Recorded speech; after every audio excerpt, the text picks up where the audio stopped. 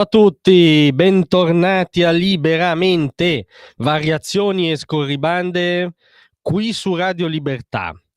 Allora, ormai per decrittare le intenzioni, l'agire, gli scopi di Emmanuel Macron, voi saprete il micro Bonaparte che presiede la Repubblica francese e che pensa appunto di essere probabilmente la reincarnazione del Bonaparte originario. Ebbene, per decrittare le sue azioni, soprattutto sullo scacchiere internazionale, che lo scacchiere interno è drammatica, la condizione, diciamo, socio-economica, anche di stabilità di governo, visto che Macron ha battezzato una serie di governi di minoranza nel paese fondamentalmente per arginare lo spettro del Rassemblement National, si dedica allo scenario internazionale. Ebbene, per decrittarlo sullo scenario internazionale io rinuncerei alle categorie della geopolitica, ai ragionamenti, alle analisi, perché non colgono l'essenza del personaggio. Io mi affiderei a quella che è l'estrema ratio quando tutti gli altri strumenti decadono, e cioè la vecchia saggezza popolare. Per spiegare Macron vale, per esempio, l'antico proverbio dimmi con chi vai e ti dirò chi sei. Perché lo dico? Perché sapete chi ha accolto con grande soddisfazione Gaudio e si è complimentata l'ultima proposta internazionale di Macron? I galantuomini di Hamas. Sì, non è una distopia. Hamas si è complimentata col presidente francese per la sua idea di portare avanti, in occasione della prossima Assemblea Generale dell'ONU, il riconoscimento dello Stato palestinese, con tanto di virgolettato, non è un'indiscrezione malevola. C'è un comunicato ufficiale del gruppo nazi islamico, perché Hamas è un gruppo nazi islamico, che, tra virgolette, ha dichiarato: il movimento di resistenza islamica Hamas accoglie con favore l'annuncio del presidente francese Emmanuel Macron sull'intenzione del suo paese di riconoscere lo Stato di Palestina durante la prossima sessione dell'Assemblea Generale delle Nazioni Unite a settembre, e lo considera un passo positivo nella giusta direzione. Parentesi, se io facessi un passo e una banda di sanguinari assassini, sgozzatori di bambini, violentatori di donne, sequestratori di civili, mi dicessero che è un passo positivo, io qualche domandina inquietante su me stesso me la farei. Ma andiamo avanti. Un passo positivo nella giusta direzione per ottenere giustizia per il nostro popolo palestinese oppresso.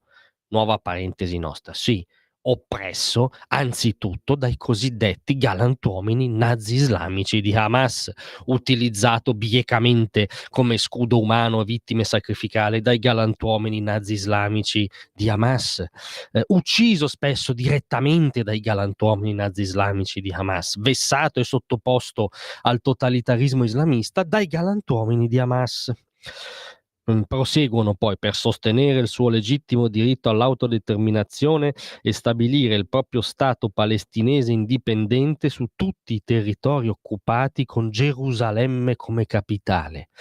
Cioè, Hamas si complimenta con Macron perché, se uno seguisse la linea di politica internazionale di Macron, ci sarebbe lo Stato palestinese oggi, purtroppo, ahimè, ma non si può distogliere lo sguardo dalla realtà, in mano a questa banda terrorista antisemita, che si insedierebbe a Gerusalemme come capitale. Cioè Hamas, un movimento che ha nel proprio statuto come missione originaria, fondatrice e millenaristica, diciamo, la cancellazione dello Stato degli ebrei dalla faccia della terra, si insedierebbe con Gerusalemme capitale, e quindi grazie Macron. Ora, le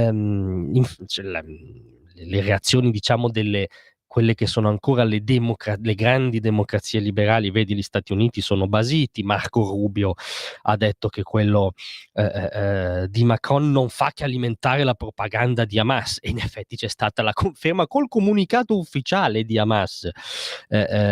Ovviamente Netanyahu ha condannato fermamente questa decisione, dicendo che premia il terrorismo e rischia di creare un altro proxy iraniano.